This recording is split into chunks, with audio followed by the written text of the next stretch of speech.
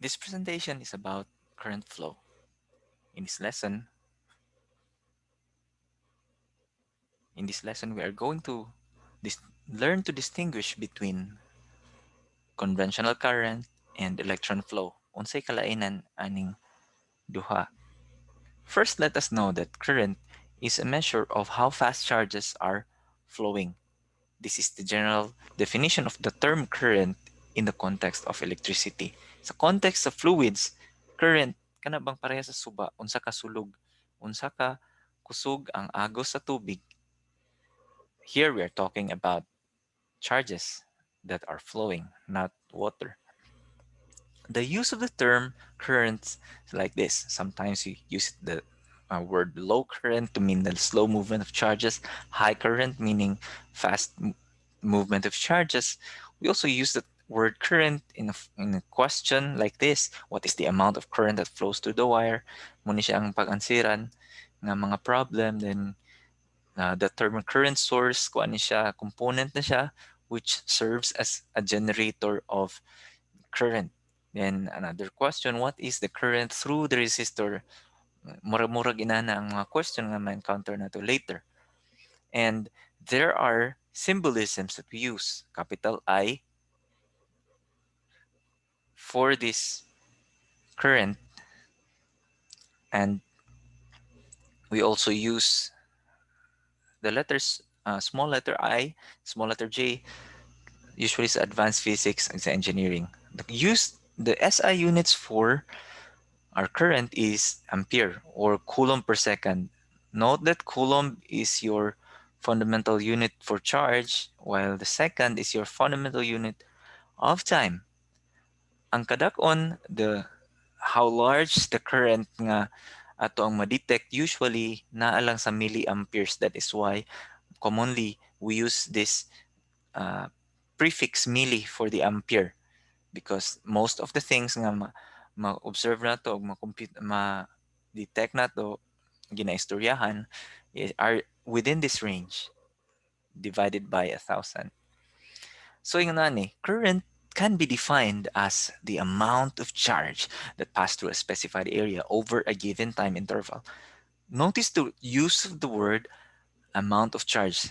Wala ta nag-ingon og number of charges because we want to find out unsa pila ka coulombs, how many coulombs, not pila ka electrons. Okay, we'll be talking also about a time interval. So over a time interval, amount of charge divided by a time interval in terms of seconds.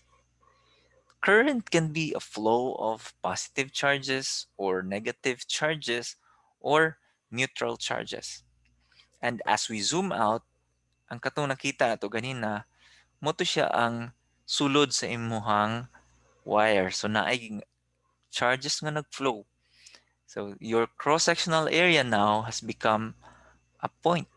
And this is how we represent kung unsa ang meaning nato sa current flow. So magbutang ka og letter I, tapos na ay arrow indicating the direction of the flow, and it is always along the wire. This is not a vector nga ang direction na nagid siya component nga but always along the wire. Kung unsa ang linya sa wire, dito paingon ang current. Now, given a battery, this is our symbol for battery, and a resistor, we have two existing interpretations of current. That is conventional current and electron flow current. Notice, lahi ang ilang direction. Ang isa is gikan sa plus paingon sa minus. Ang pikas pod kay gikan sa minus paingon sa plus. By the way, when you see something like this, ang pasabot ana is di ani pod ang current din is going to this direction. Kay one line rang man sila. And as for the electron flow, ang meaning ani nga arrow is the current that flows through here paingon po dito nga direction. So ana. So ang meaning po ana is, but we simply have it as one arrow. So now, this is how we differentiate it now. Inani ang kalainan nila. Current, this conventional current is the current that flows from higher potential to lower potential. Inana ang interpretation. So according sa conventional current, ang direction sa current is from higher. This is your higher potential going to your lower potential. However, in the other interpretation, the electron flow current, ang mahitabo is current flows your from the according along the direction of the flow of electrons. Muna ang actual flow sa imong electrons. I'm sorry, go back. So, muna ang actual flow sa imong electrons. But before we proceed to that, unsa na to na pag-resolve ng duha ka interpretations, let us look at the structure of copper atom. This is our conductor, cheapest o most abundant, kay most abundant man siya, unlike silver and gold nga mahal, no? The nice thing about copper is ang iyang valence electron, valence shell, na isa lang ka electron. Remember in our chemistry natay SpDF. So sa copper nimo na isa lang ka electron nga nasa F. So weaker ni siya, dali ra siya makabalhin. Okay, so imagine this. The copper atom or metal atoms, conductor atoms are like a house nga naa siya mga permanent residents o kanang nasa sulod nga shells ug naapod siya nasa outer kanang naa siya mga guests. So kining naa sa outermost shell mo ni siya ang mga transient or nagalaag lang pwede ra pud siya mo balhin mula sa laing balay. So this is how we look at it in the electron flow current. So muna imong wire, the flow is from lower potential to higher potential. Kay electrons mangud ang nag-move. Okay? As we zoom in, so makita nato karon ang mga atoms. This is not to scale, pero ang pasabot nako is ang 1 millimeter thick nga wire, copper wire, naga-contain na siya og more than 10 billion copper atoms. So kini siya kulang pa ni siya, no? But kini lang for the purpose nga makita nato ang makuha nato ang diagram niya. Ato pa yung i-zoom in pag as we zoom this in, so makita nato karon ng per atom. So one electron goes out from the lower potential and then comes near into this atom. What happens? So kini siya na may guest room. So imagine this nga ang kining outermost shell or valence shell as guest room. Pero isa ra ka buok ang pwede mo puyo sa guest room ni sa copper atom. So mahitabo magpili silang duha kinsay pahawaon.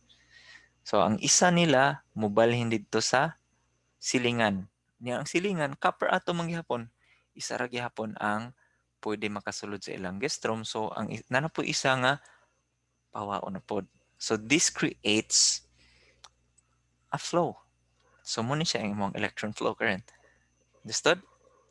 However, on the conventional current, so it is not presented like this in books, but I want you to avoid confusion. So inaniyo na ko pag-present ang conventional current. In the actual, ang conventional current is dili kini siya mao. Kay in the atoms, dili man ang protons dali rag makabalhin. Again, permanent siya nga residence, dili siya balhin-balhin dayon. Ang mahitabo is ang katong electrons ra gid ang naga-flow for our conductors. Okay?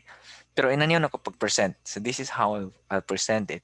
As the electron goes out, di ba? Nag-move, di ba, ang electron flow na to kay going to this. So this is your electron flow. So what happens is pag isbog sa imong electron, so mabakante ni siya ang guest room. So pagkabakante ani, what happens? There's an imbalance. There are now more positive protons in this atom than the negative kani hawa man ang isa. Okay? So ang mahitabo is positive ni siya, kini siya mas ma-attract siya dito kay bakante. Okay? So ang mahitabo is kini na pud siya mabakantihan. So nahimo na pud siyang positive.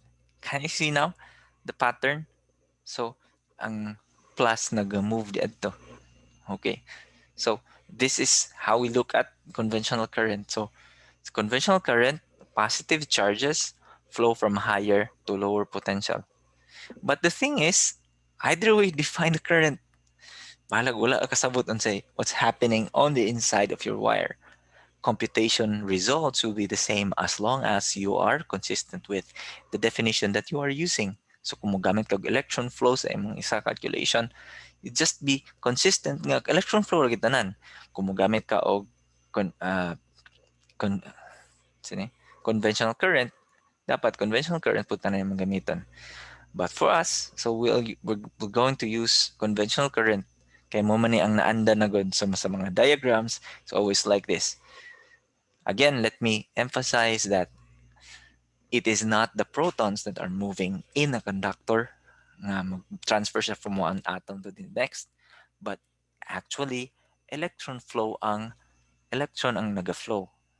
But for the purposes of keeping the convention, and we will explain that nganong inana nga convention ang atong gigamit later sa ato ang mga lessons. Nganong mas gipili nato ang conventional current uh, uh, as our choice sa pagpili sa direction sa current flow. Okay, see you next time.